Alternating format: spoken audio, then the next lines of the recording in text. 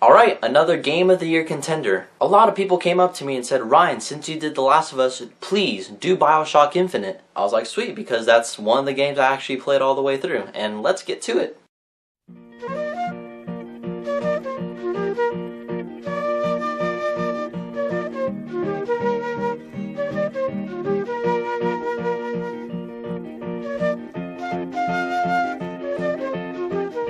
Okay, so Bioshock Infinite. So Bioshock Infinite is the third installment of the Bioshock series, and if you've ever played the first two Bioshock games, you know what they're about. But instead of going to a city underwater, you go to a city in the sky. And I love the premise of Bioshock because it shows that man can test its limits, be free from God, be free from the government, be free from everything, go be on their own. They build these cities to do the impossible, and that's what Andrew Ryan's whole goal was in the first game. And Andrew Ryan is the guy who built Rapture, the city underwater, in the first games. But Bioshock Infinite doesn't take place in Rapture, it takes place in a city in the sky named Columbia.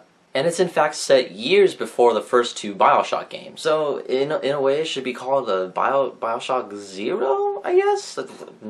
In this game, you play as a man named Booker DeWitt. Now, he does some pretty shady shit as his job, and he has an interesting past to go along with it, and he is given one objective: bring back the girl and wipe away the debt. And that's how the whole game starts. It shows him being taken on a boat to a lighthouse, which eventually leads him up to the city of Columbia. Accidentally, he gets strapped to a chair, and then he's scared like shitless, and when he gets shot up straight in the side, I mean, if I was Booker DeWitt, I'd be scared shitless too. And you guys have to remember, this is 1912, and rockets weren't thought of at all, and if I was sitting in a chair, shot straight up into the sky, I'd be like,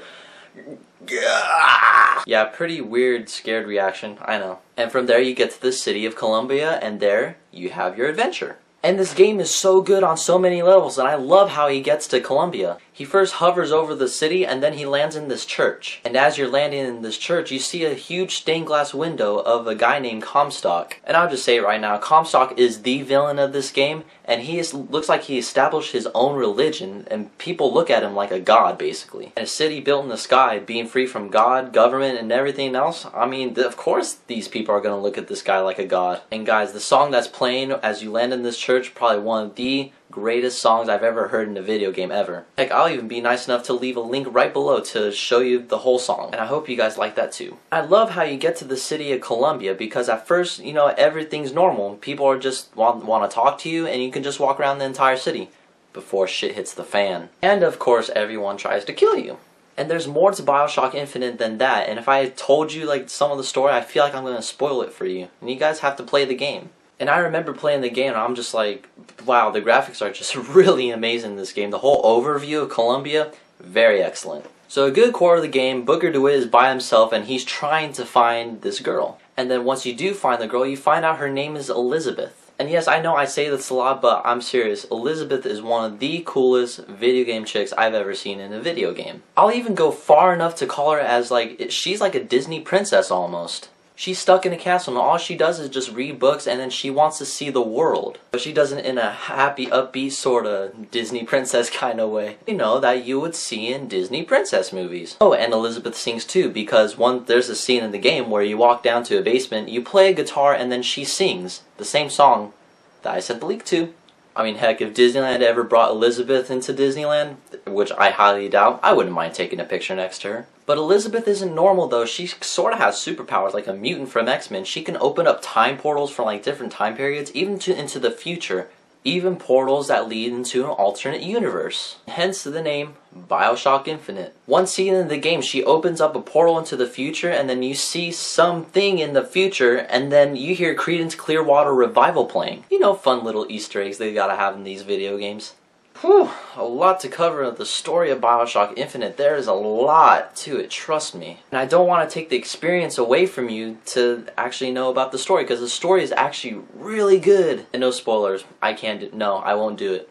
But I will tell you the gameplay. This was a little bit of a change on the first two Bioshock games. For example, in the first two Bioshock games, you can only carry around like every single weapon, but in this one you can carry only two, and I'm just like, why? And I understand in a realistic aspect of it, I can't say it right, realistic aspect of it. As in, yeah, you can only carry 2 weapons, and yeah, that's realistic, but I want to carry like a rocket launcher, an assault rifle, a magnum, a shotgun, a machine gun, everything. No, not BioShock Infinite, you can only carry 2 weapons, and that's kind of a shame. And yes, the plasmids are back, but however, it's not called plasmids, it's called something else. I forgot. If someone...